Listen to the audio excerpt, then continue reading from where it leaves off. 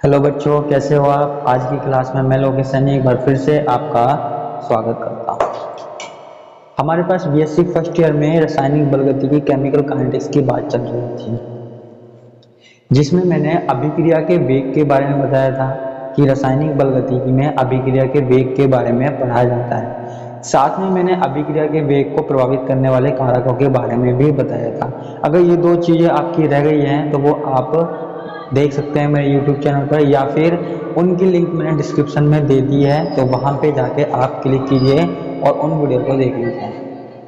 ठीक है, आज हम आगे की बात करते हैं। आज का हमारा जो टॉपिक है वो है वेग स्थिरांक, वेग स्थिरांक या वेग नियम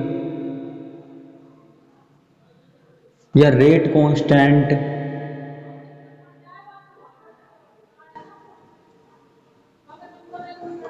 ठीक है, या फिर रेट लो। देखो बहुत सारे नाम हैं इसके, अलग अलग, वेग नियम, वेग व्यंजक, रेट लॉ, रेट कांस्टेंट, और भी कई नामों से जाना जाता है। ठीक है, तो अब हमको आज इसके बारे में चर्चा करनी है। चर्चा करते हैं। देखो हमारे पास कोई रिएक्टेंट है, जैसे ए है, इससे हमारे पास क्या बन रहा है, प्रोडक्ट बन रहा है, उत्पाद बन रहा है। ठीक है, मैंने आपको बताया था किसी अभिक्रिया में अभिक्रिया का जो वेग है वो अभिकारकों की सांद्रता पर निर्भर करता है, बताया था। ठीक है, अभिकारकों की सांद्रता पर निर्भर करता है। और द्रव्य अनुपाती क्रिया का नियम भी हमारे पास क्या कहता है, ये ही कहता है।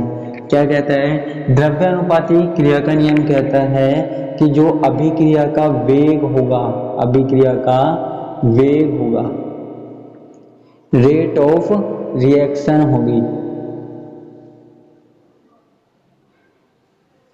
वो किसके बराबर होगी, अभिकारकों की सांद्रता के बराबर होगी, या अभिकारकों की सांद्रता के समानुपाती होगी। अभिकारकों की सांद्रता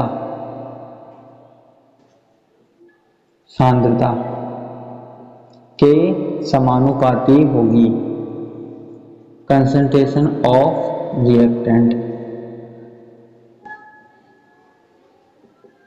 बताया था ना मैंने कि किसी अभिक्रिया में अभिक्रिया का वेग अभिकारकों की सांद्रता के समानुपाती होगा।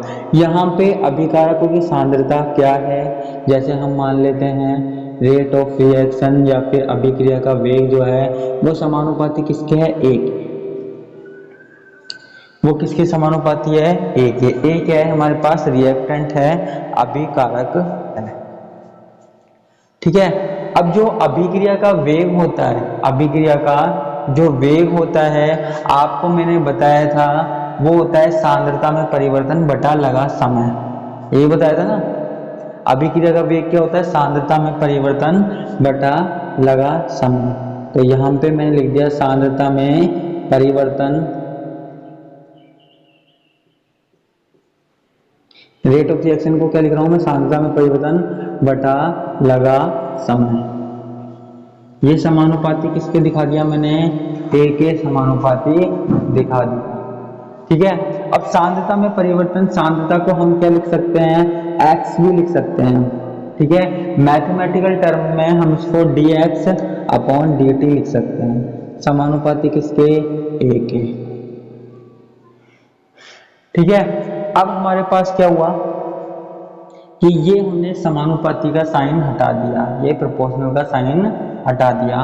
तो प्रोपोर्शनल का अगर साइन हम हटा दें तो ये क्या हो जाएगा, dx upon dt is equal to a. और समानुपाती का साइन हटाया तो हमको पता है कांस्टेंट लगता है, तो हमने यहाँ पे कांस्टेंट लगा दिया k। ठीक है, k हमारे पास क्या है, रेट कांस्टेंट है, वेग नियम है, वेग स्थिरांक है, वेग व्यंजक है, सारी चीज इसको ही बोल रहे हैं कि रेट कांस्टेंट। ठीक है, अगर हम क्या करें, जो ये A है, अभिकारकों की सांद्रता A है, वो किसके बराबर हो जाए, 1 के। इकाई हो, यूनिट हो, इकाई हो या फिर यूनिट हो, तो हमारे पास क्या हो जाएगा, dx upon dt is equal to k। अगर a को हम 1 मान ले, इकाई मान ले, तो ये हो जाएगा k। ठीक है। अगर अब हमसे कोई पूछ ले कि वेग स्थिरांक क्या होता है, तो हम क्या बोलेंगे, हम बोलेंगे बच्चों कि किसी अभिक्रिया का वेग स्थिरांक,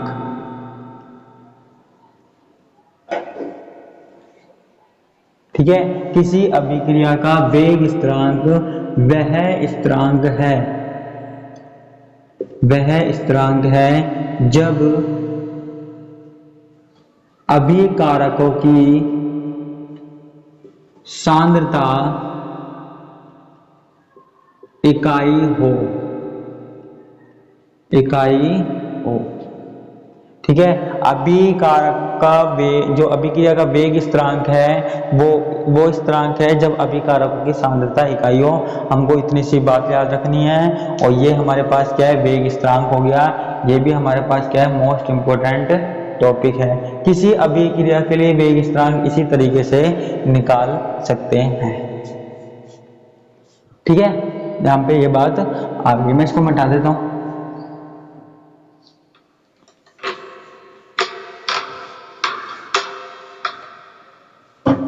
अब बच्चों अभिक्रिया का वेग मैंने बता दिया, अभिक्रिया का वेग स्थिरांक भी मैंने आपको बता दिया। अब हम बात करते हैं आगे की, ठीक है। आगे की क्या बात करते हैं,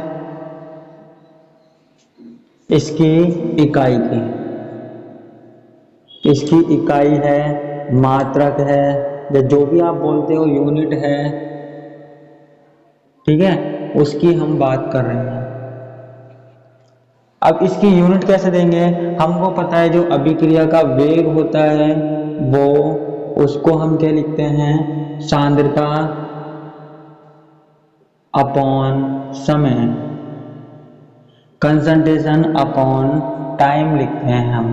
अब जो सांद्रता है, कंसंट्रेशन है, इसको हम क्या लिखते हैं, मोल अपॉन लीटर। और समय को क्या लिखते हैं, टाइम को हम किसी भी चीज में लिख सकते हैं, सेकंड में, मिनट में, घंटे में, किसी भी चीज में लिख सकते हैं, ठीक है। तो इकाई निकालने के लिए क्या करेंगे, वेग बराबर, अभिक्रिया का वेग बराबर क्या लिख सकते हो, वेग स्थिरांक, या जो इसकी भी इकाई हो, वेग स्थिरांक या अभिक्रिया का वेग। सांद्रता को क्या लिख दिया हमने, मोल अपॉन लीटर, और अपॉन में क्या था, टाइम था, तो इसको हमने क्या लिख दिया, सेकंड।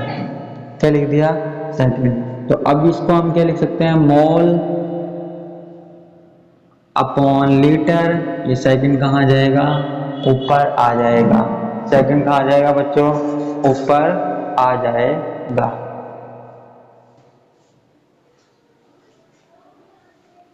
ठीक है। या फिर हम इसको ऐसे भी छोड़ सकते हैं, मोल अपॉन लीटर बन जाता है, कोई दिक्कत नहीं है, ठीक है, कोई दिक्कत नहीं है। लीटर सेकंड, ठीक है। और अगर ऊपर ले जाना चाहो तो मोल लीटर इनवर्स और सेकंड इनवर्स आ जाएगा। क्या आ जाएगा, मोल लीटर इनवर्स और सेकंड इनवर्स,